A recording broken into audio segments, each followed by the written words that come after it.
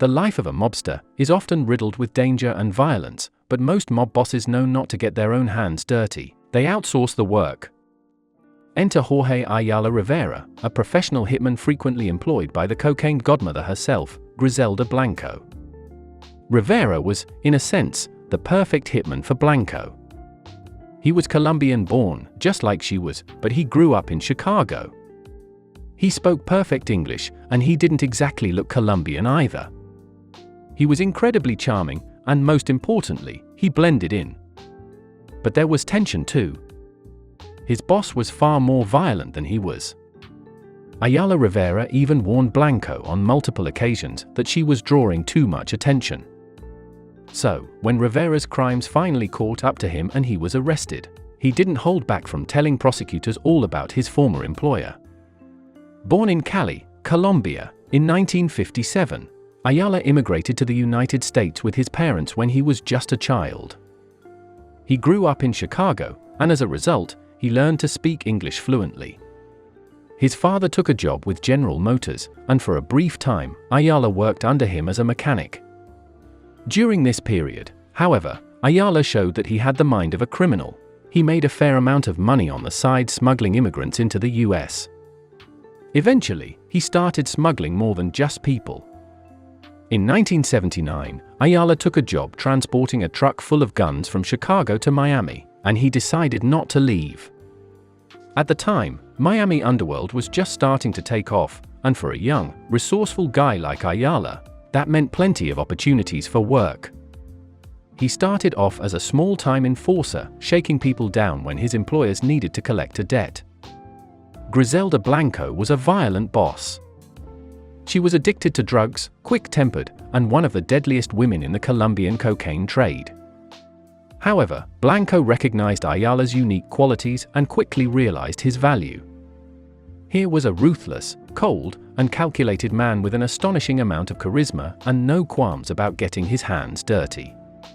He had earned the nickname Riverita after a Colombian cartoon character because of his unusually high-pitched voice, but that didn't stop him from becoming a vicious killer.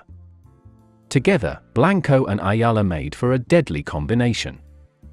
She wasn't a woman known for her acts of kindness or patience. In fact, police believe she may have been behind as many as 250 murders. In 1982, Blanco ordered Ayala to kill a drug-dealing couple, Alfredo and Griselda Lorenzo, because they had not paid for a cocaine shipment.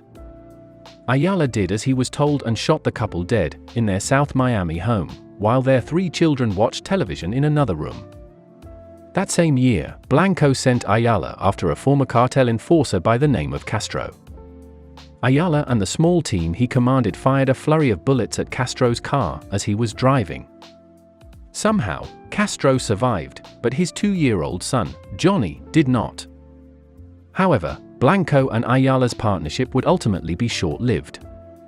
Police eventually caught Blanco in 1985 and sentenced her to nearly 2 decades in prison on drug trafficking charges. By that point, police had heard of Ayala too, they just knew him by a different name. Then, Jorge Ayala-Rivera was arrested after robbing a bank in Chicago, and investigators quickly made the connection that he was the Riverita they had been looking for. Once police had Ayala in custody, they were able to tie him to several murders, and he was faced with the possibility of the death penalty. So, in 1993, Ayala struck a deal with prosecutors. He would tell them all about Blanco's drug trafficking business if they agreed to spare his life. His testimony painted a clear picture of the kind of woman Griselda Blanco was. Ayala described to investigators one instance in which Blanco had asked him to kill someone who was inside a club.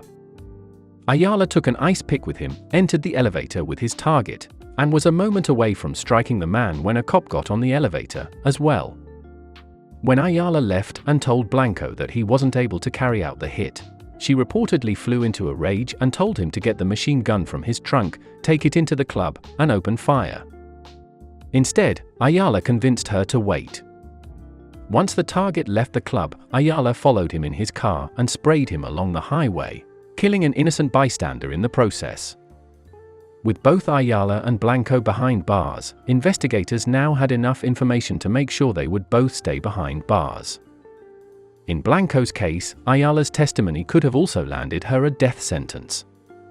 Fortunately for Blanco, a scandal involving Ayala prevented this from happening. In 1998, investigators learned just how charming Jorge Ayala could really be.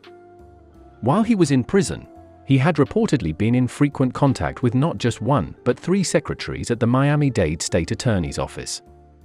Not only had the 3 secretaries been engaging in phone sex with Ayala, but they also exchanged photographs with him and received money and gifts.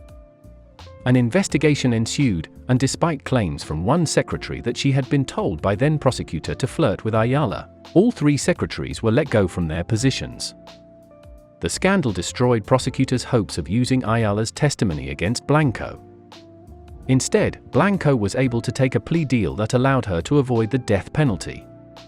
She was deported to Colombia in 2004, but she had made a lot of enemies there. Still, she managed to make it another 8 years before meeting her own brutal end. Jorge Ayala, meanwhile, was sentenced to life in prison with the possibility of parole after 25 years. He has tried several times to appeal for a lower sentence, but so far, those pleas have fallen on deaf ears. If he is ever released from prison, he too will be deported to Colombia.